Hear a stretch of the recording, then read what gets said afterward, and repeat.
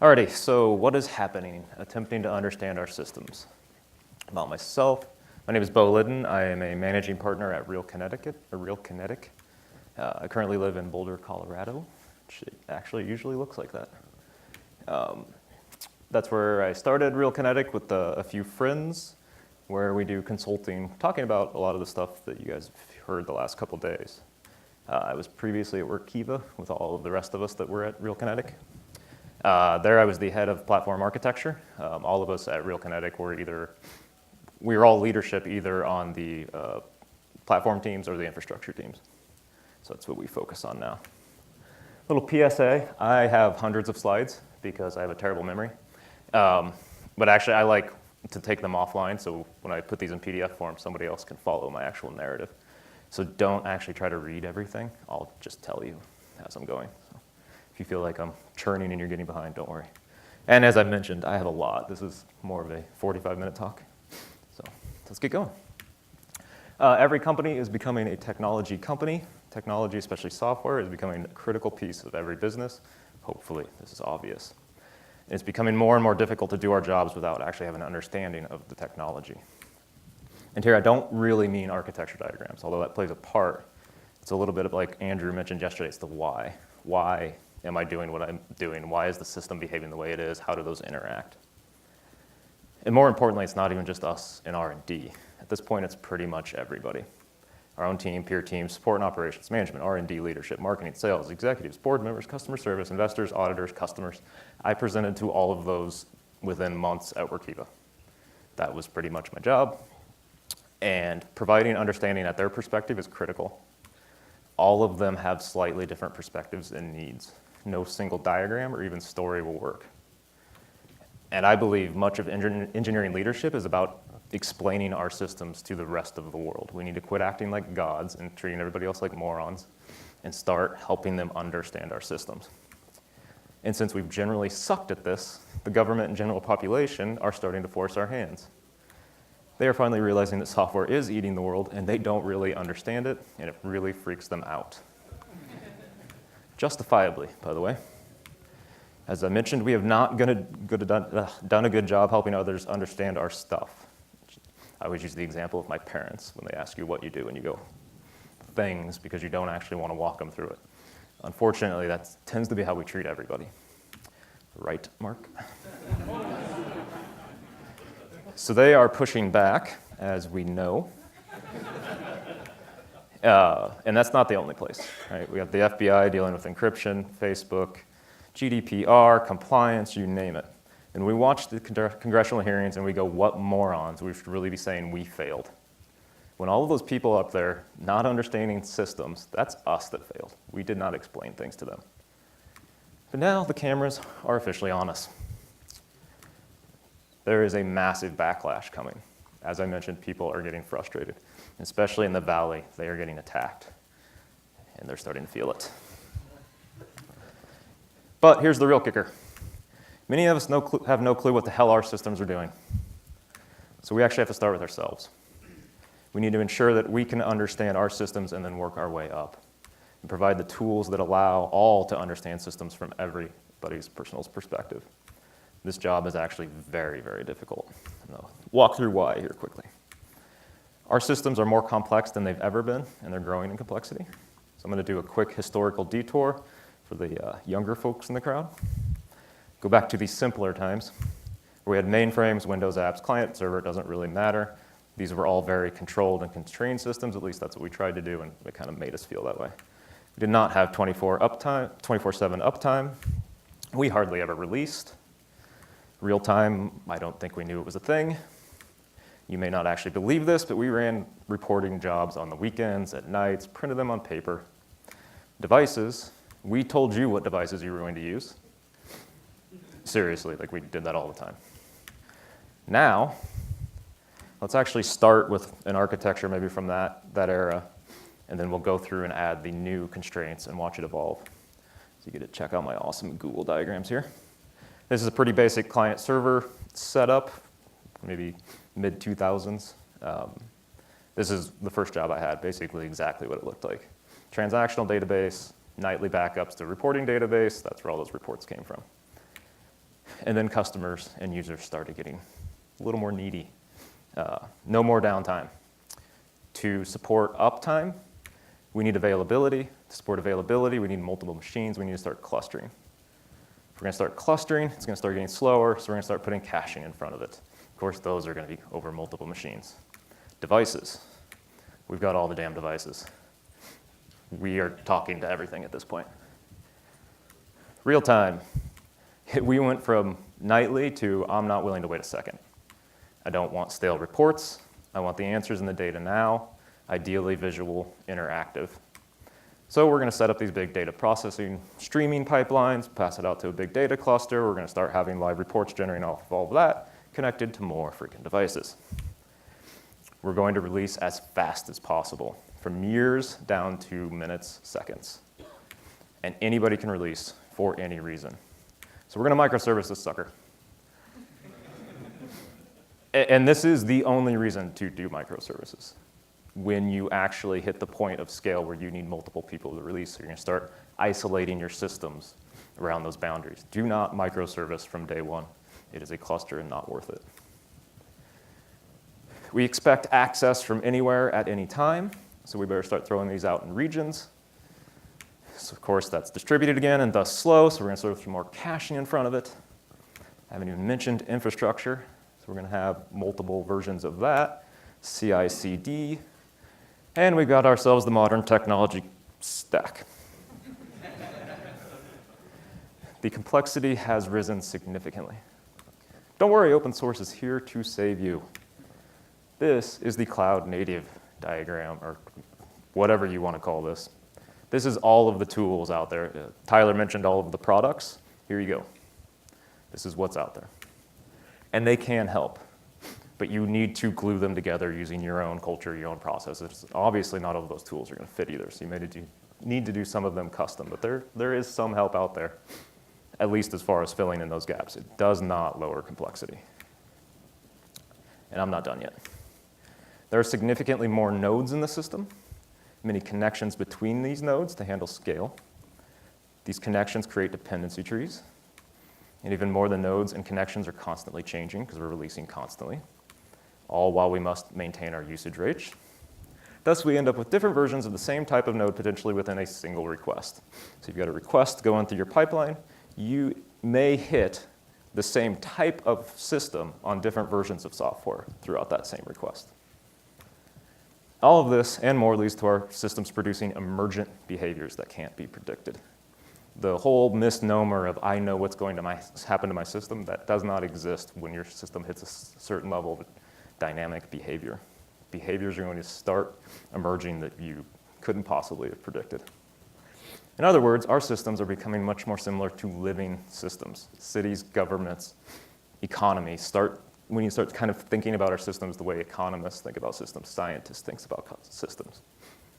So this thing, kind of like alive, which, yeah, and it might actually kill us. So let's just go back to the old way. This is a mess, except it's actually too late because this works. Beyond the obvious successful companies, Google, Amazon, Facebook, the research back up that these systems help all types of companies that embrace them across all industries. Dynamic systems that support rapid development and experimentation directly increase quality and velocity. Thus, ID becomes a differentiator and is no longer a cost center. So once again, back to Andrew's presentation. And DevOps is obviously a critical piece of this transformation. So in other words, if you don't have a dynamic system that supports experimentation and rapid release and embrace DevOps, you will be beaten by those that do. And if you want the proof, you can go get this book. They did a survey of thousands of companies. They've got it broken down by data. They have actual facts that you can present.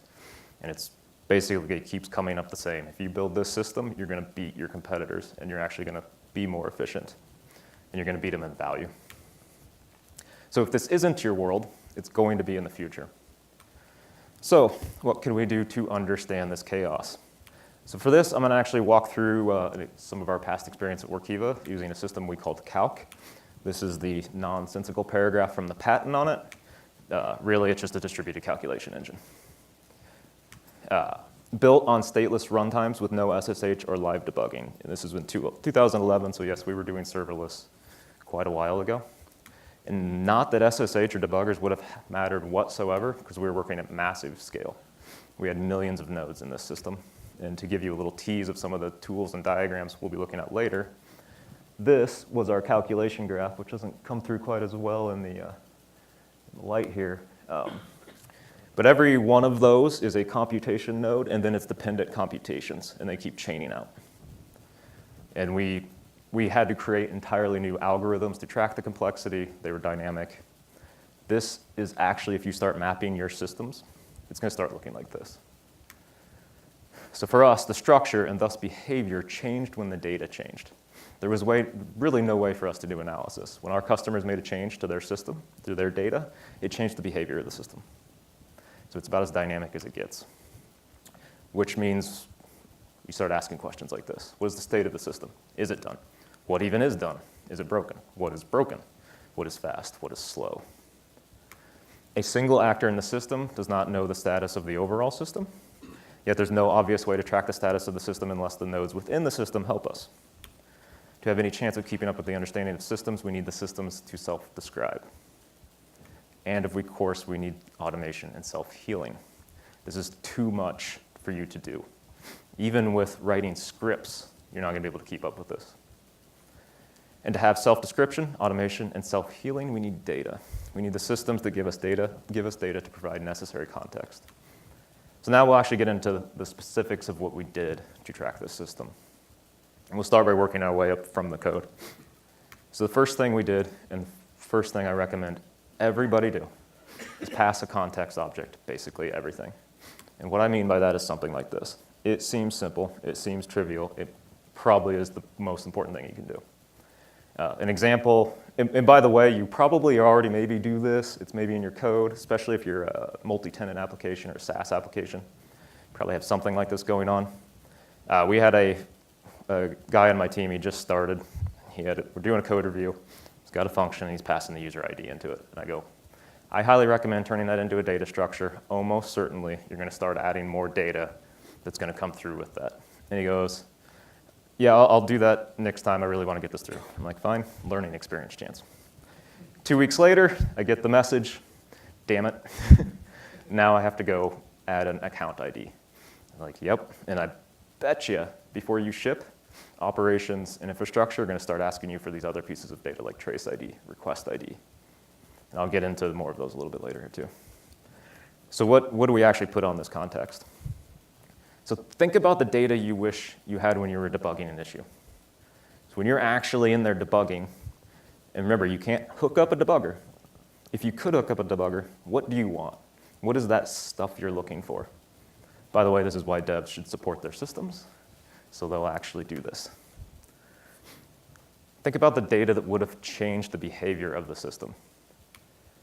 So an example, the user or company, time, machine stats, CPU, memory, et cetera, software version, configuration data, the calling request ID, any dependent request IDs. So then we can start thinking, what can we get for free? What can the machine provide for us? A lot of times they can give us the memory, the CPU. We don't really need to pass that along. The data we can't get for free, the data that's maybe more request specific. So we're thinking about a request tracing through the system. What usually goes with it? User ID is a good example. They triggered the request. Likely, somewhere in your code, you may have actions based off this. Are they an admin? Are they in this license pool, et cetera?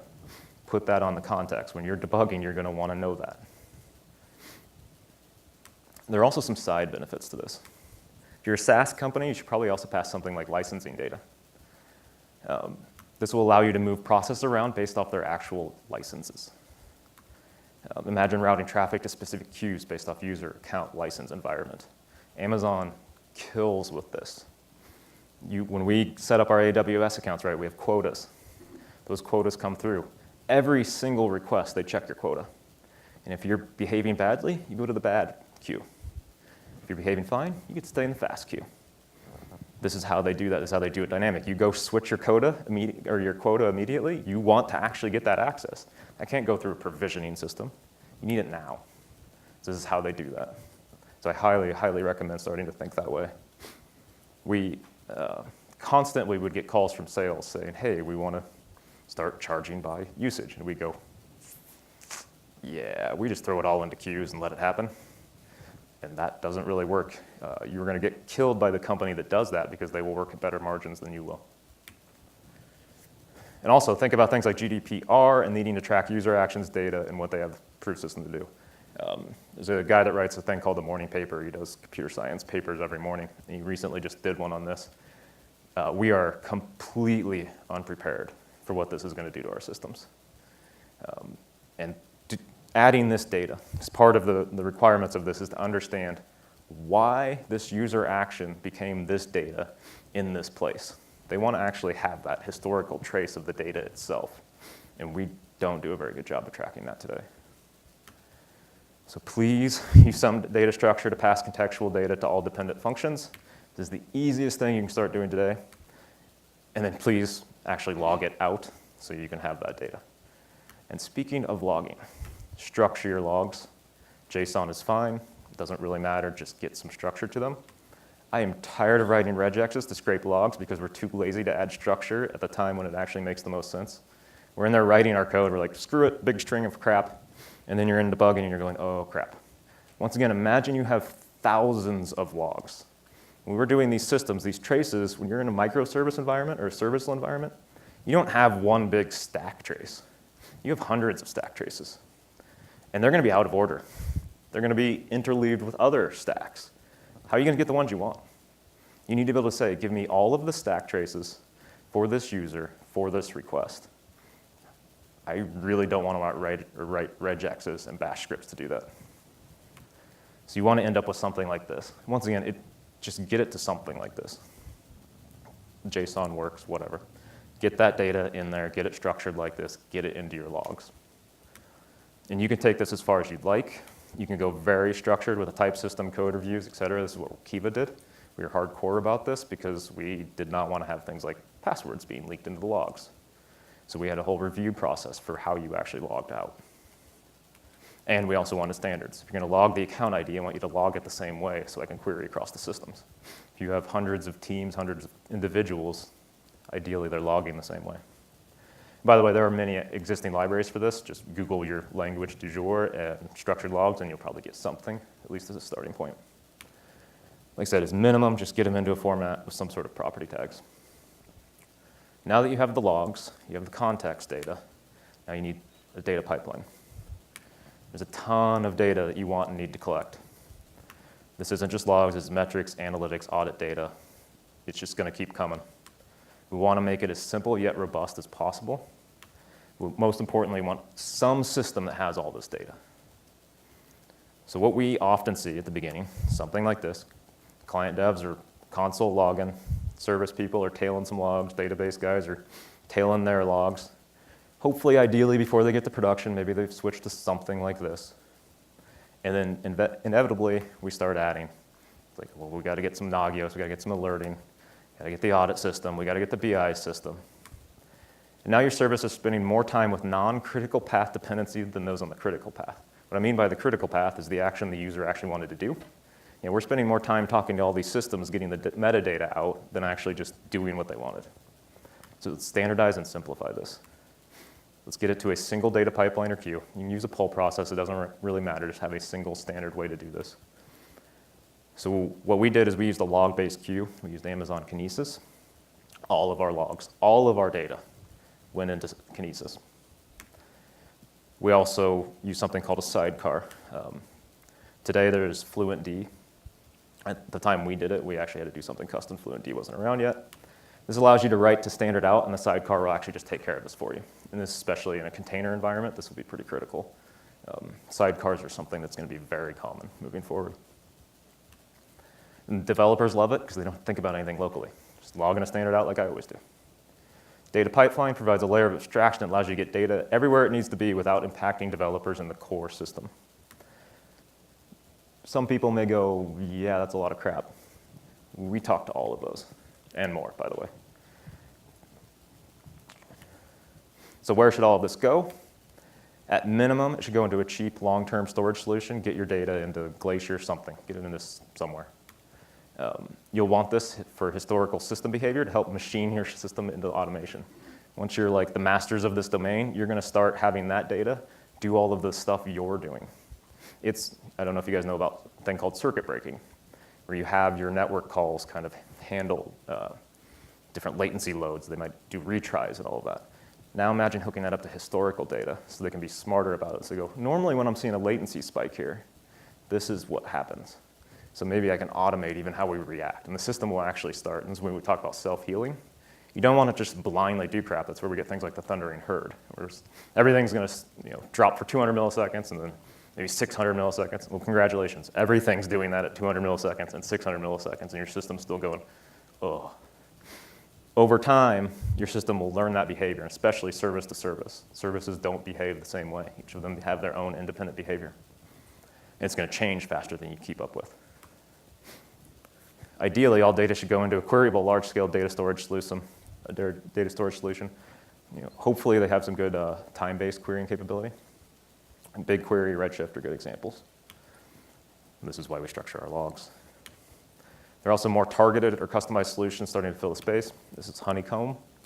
This is from their marketing material. Start solving high cardinality problems in minutes. High cardinality refers to the columns with values that are very uncommon or unique. An example would be a data column with a high cardinality would be users with a user ID. Once again, that's what I was talking about earlier. You're going to need to be able to query all of those requests. You need to say, give me everything for a user and a request. You start thinking like scientists, like data people. Query anything, break down, filter, pivot, high cardinality fields like user ID. Once again, that's why we structure our logs. We want to see the raw data behind every result and see the exact events leading to an issue is affected. Who is affected and how. We want to share those queries results in history. We want to collaborate. That's all from what Honeycomb provides. This is when you start thinking like that. There's many other options out there. All of these vendors are converging into the same world. The beauty of a data pipeline is you can use one or many, test multiple in parallel. At Workiva, we were testing 4 or 5 different log providers in parallel to figure out what we liked best. And the engineers had no clue. Although I will also say the engineers are your users, so if you're treating it like a product, use them as user testers to make sure they actually like the logging system. That was one of the problems they had at Workiva is the first one they chose, they didn't talk to the engineers and they hated it. And no matter what you do, you're still going to end up with multiple consumers. We can't keep up. Crap's changing too fast. This gives you that layered abstraction. So as things are changing behind the scenes, it doesn't impact the core system. So back to that structured logs thing. Structure and standardize all data leaving your system. Provide libraries to add structure, not just logs, but also metrics, audits, everything. At Workiva, we had one standard across the board. If you want to, you can break them apart by type. Ours actually had like an inheritance system. So everything had like the user and the account, and then it would inherit based off the type of system. So we get more precise, the more precise the system they were using. But most importantly, just get it standardized across your services, those base data values. But people are also quickly realizing this data is all related, and the separation is kind of arbitrary. It's this thing called open census. This is a tracing library. It's actually tracing the metrics. Open tracing was the tracing standard, and then they thought, all the tracing data is the same as the metric data, so let's just now do open census. I don't think they'll stop here. I think there will be more layers once they realize all of this data is important. And as I mentioned, most of the infrastructure data players are converting to support all styles of system data collection. All of these guys are going to the same place. Only a few of them will survive. This is another reason to have a data pipeline. This will help you support whatever comes next. Next, minimize, isolate, and track dependencies. Unmanaged dependencies are where throughput goes to die. I'm not a big fan of Golang, but they did get a few things correct. One of them is promoting code duplication over introducing unnecessary dependencies. Personally, I kind of like more of the Golang plus Haskell approach, which is a dependency can be introduced when it's well formalized and worth the cost. Haskell, you try to get everything into a mathematical law. Mathematical laws tend to not change, so you know that dependency is pretty solid. I'm not saying we got to get to law level solid there, but you want dependencies that aren't going to change every 15 seconds. A quick note, avoiding dependency does not mean build everything. The Java padding library is not the same as using Amazon Dynamo. Dynamo and a client library has less code and likely no additional dependency versus doing something from scratch. The padding library is a waste of time. Also, this is way better than building your own database, even though half the clients we work with think that building databases is the way to go. Anyways, back to what we're doing. If you're going to introduce the dependencies, then clearly track and pin them. Ideally in a single file in the project or repo or an aggregate repo, just make sure you get them tracked and pinned. If it's possible, standardize the spec. Each language maybe has its own. Ideally, you'd like to have a superset, but as long as you have a system that can take the subset into a superset, that's fine. Then create a process that aggregates those dependencies into an overall mapping. This will start to give you a picture of your system. This goes for all services as well as libraries. So not just the libraries, but the services you're talking to, track and pin. Get them into a file where you can track that. Then you get free architecture diagrams. So when we start having these pinnings, you can start looking at things like this, where you've got library version 1 to version 1 to version 2, using another service that has libraries of this version, this version, of this version. But then we can start visualizing that over time, so we can start to see that actually transition through time. We can actually see. This is the declarative dependencies of our system. These are what the engineers think is actually happening. So this is a good starting point.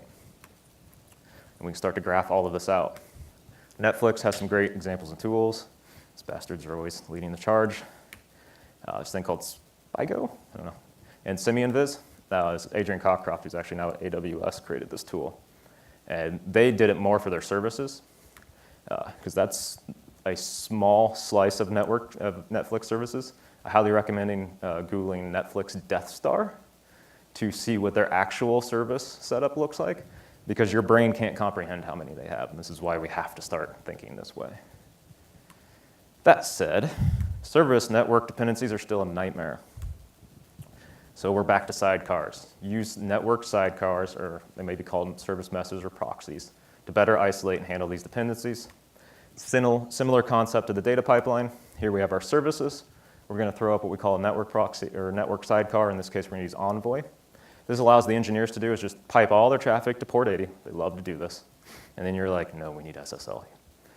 Envoy allows you to just stick that in there and go, yep, do to port 80. Don't mess with any of that crap. Don't mess with certs. Don't do any of that. This will take care of that for you. Then it also includes service discovery, et cetera. So it's a combination of many of kind of the networking things we do today, API gateway, proxies, routers, a lot of those same solutions. And they give you things like load balancing, service discovery, health checking, circuit breakers, standard observability, and tracing. Using Sidecar allows you to easily standardize without introducing new dependencies at the code and team level. So a lot of people try to do a lot of what was on that last slide via libraries. So it allows you to get rid of that whole thing. They get to use their little simple networking library, build in a language, pipe it out, and this takes care of it from there. And of course, that same metadata that they're tracking, you can actually put back into your data pipeline. So we're pumping the data out of Envoy back into our data pipeline. And Envoy, these systems let you do cool things like pattern matching. You can do security routing based off the patterns, different security based off the routes. It's actually pretty impressive. A note on that is pretty immature. It's changing quickly, so it's worth looking at, but it may not be stable for you yet. But you should still, if you look at doing something like it, at least use it as inspiration. And there are many other tools, especially around Kubernetes. They vary from service mesh focus to the whole damn thing. Istio, Linker, Kong, they're coming like crazy. Just like the data providers, thousands are joining, few will survive, and we'll just see what happens. All of these come with free monitoring tools and distributed tracing. We need better ways to visualize our systems. Charts dashboards are nice for looking at a system behaviors in a generic data-driven perspective, but that layer of abstraction, while helping isolate variables, removes a layer of intuition. It doesn't really give you a feel for anything. We need the ability to also visualize specific and aggregate behavior, and tracing is an example. So I'm going to go through some code real quick. This is just a function that calls 3 other functions. For some reason, it's slow. It just feels slow. So we throw in some crappy timing metrics, and it says it's slow. But instead, let's try to use tracing. So we're going to use that context we had with a trace ID, and we're going to trace this function. This is similar to what you can do within a process, but this is actually cross-process. And we're going to drop those traces on the child functions, too. And what this is actually doing is taking a trace ID and then building a hierarchy. The top-level trace ID becomes the parent trace ID for the child functions. Now you have a graph, a call graph. Looks something like this. Now we have my function. Now we can start to see what our code is actually doing. And since we're collecting all the metadata as well, we can actually start to add some stuff. So this is back to those big, ugly things I had earlier. This is what we were doing. They weren't just every dot the same. Those dots were actually telling us something. The larger the dot, the more the dependencies. In this case, red means this errored. Green means it was moving, or the darker green means moving a little slower. It's a little latent, right? You can start to use that to help you get an intuition for how these processes are actually running. And we realized these aren't even pure functions. They're all doing I/O, and we didn't even know it. This is the type of thing, we actually see this a lot, especially with people using ORMs. They don't even realize they're making database calls. Then they're like, why is it slow? This visualization does do a good job of showing dependencies, so back to this. This is what that was. But it's not great for all needs. In our example, these are synchronous processes, so they're actually like this. This style isn't as intuitive for the actual performance within the process. So this is actually what a standard tracing view would look like. So now you can see, we call this the waterfall view. So when you start seeing this, your shit be slow. You need it to not look like this. So this is an example taken from Jaeger. There's an actual tracing tool out there, and you can start to see that. With those lines block on top of each other, that's good. You're doing things asynchronously. And they come with the ability to search, do all sorts of stuff. These tools are really, really powerful and basically required in a microservice environment. And tracing standards and systems, just like the other stuff, are quite immature, but growing and hopefully stabilizing quickly. I need to go quick because we're out of time. This is where open tracing, open census. There's the W3C now has a distributed trace context community group. I highly recommend joining that. So basically, there will be tracing as part of your HTTP headers. So just pick something. Doesn't matter. Keep going. Here are some of the tools out there: Jaeger, Zipkin, Amazon X-Ray, Stackdriver has it for Google. And as I mentioned, all of these guys are starting to add it too. Everybody's doing the same thing. But any system that lets you query and aggregate relationships will let you do this. So even your database will let you do this. Just a query creates a graph, and then you get to throw the visualizations on that you want. Like these good old Netflix people again. They create a different, they run at scale we can't comprehend. So they actually have, this is their network traffic. And those little dots, red dots, are things saying there might be trouble here. Doesn't tell them what the trouble is, just says maybe trouble. And they start going deeper and deeper and deeper in to learn that. This is, once you start getting at scale, it's back to the perspective thing again. And this is similar to one we had earlier.